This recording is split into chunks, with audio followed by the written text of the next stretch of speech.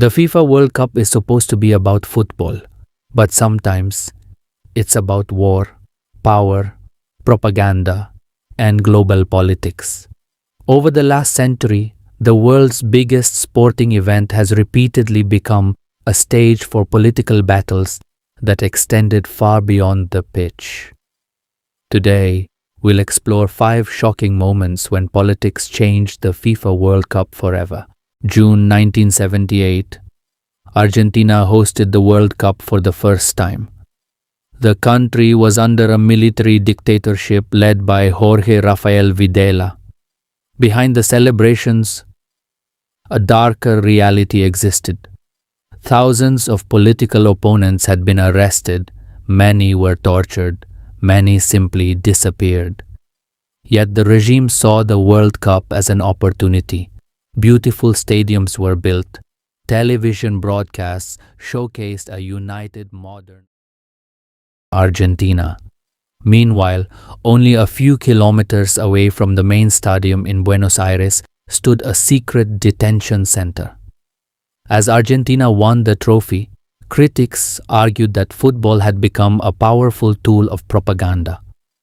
The question remains, did the World Cup unite Argentina or help hide one of its darkest periods?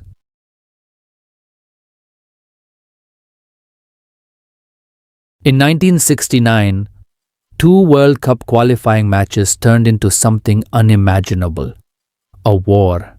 The countries were El Salvador and Honduras. For years, tensions had been growing over land ownership and immigration. Then came the football matches. The atmosphere became explosive. Fans rioted, nationalist emotions soared. When El Salvador won the decisive match, diplomatic relations collapsed. Days later, troops crossed the border. The conflict lasted just 100 hours, but thousands died. Historians agree, football didn't cause the war. The deeper political tensions were already there. But the World Cup qualifiers became the spark that ignited the flames. Mexico, Argentina versus England. On paper, just a quarter-final. In reality, it carried the emotional weight of war. Only 4 years earlier, Argentina and Britain had fought the Falklands War. Hundreds had died. The wounds were still fresh. Then came Diego Maradona. First, he scored with his hand, a goal he later described as a little with the head of Maradona and a little with the hand of God. The referee allowed it. England was furious. Just minutes later, Maradona dribbled past 5 English players, scoring what many call the greatest goal in football history. Argentina won 2-1. For many Argentinians, it felt like more than victory. It felt like redemption.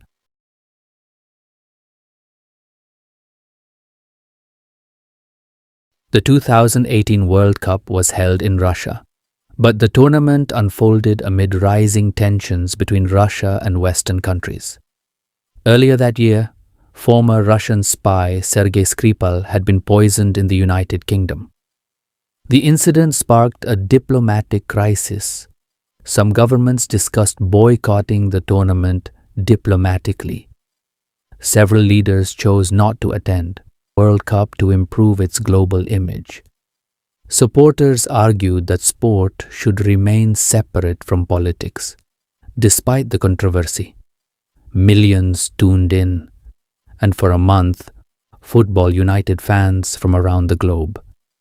Yet the debate remained: can sport ever truly be separated from politics?